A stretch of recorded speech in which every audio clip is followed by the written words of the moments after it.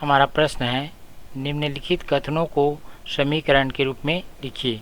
प्रश्न है, एक फल की दुकान पर 2 किलोग्राम सेब तथा 1 किलोग्राम अंगूर का मूल्य 160 रुपये था। उसी दुकान पर 4 किलोग्राम सेब व 2 किलोग्राम अंगूर का मूल्य 300 रुपये था। तो इन कथनों को हम समीकरण में बदलेंगे।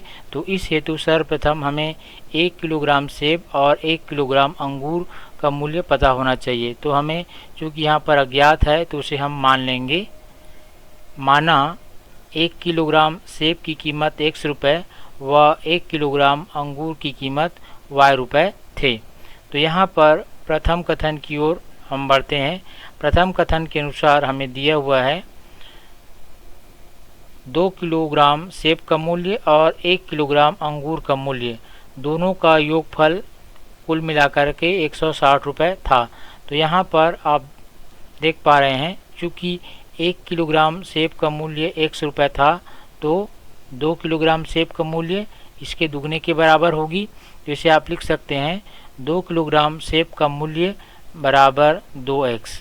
ठीक है, 2 किलोग्राम सेब का मूल्य हमने लिखा 2x। इसी प्रकार 1 किलोग्राम अंगूर का मूल्य, तो यहाँ पर हमने 1 किलोग्राम अंगूर का मूल्य y रुपये माना है। तो इसे आप यहाँ पर लिख सकते हैं धन y, और चूँकि दोनों का योगफल हमें दिया हुआ है 160 रुपये, तो इसे आप लिख सकते हैं 2x धन y बराबर 160। तो इस प्रकार से हमें प्रथम कथन से समीकरण प्राप्त हो गया। इसे हम समीकरण 1 कह देते हैं इस प्रकार।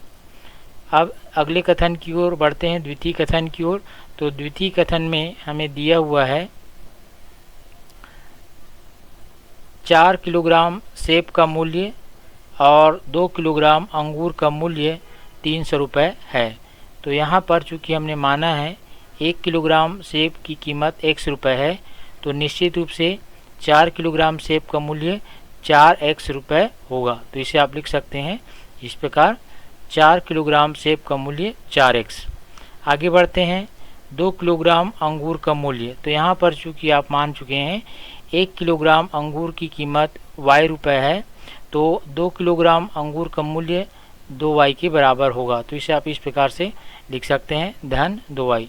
अब चूँकि 4 किलोग्राम सेब का मूल्य और 2 किलोग्राम अंगूर का मूल्य 300 रुपये हमें दिया हुआ है कथन में, तो इसे आप लिख सकते हैं 4x धन 2y बराबर 300 रुपये। यह अगला समीकरण है और इसे हम समीकरण 2 कह देते हैं। तो इस प्रकार से दिए गए कथनों से हम समीकरण बना सकते हैं।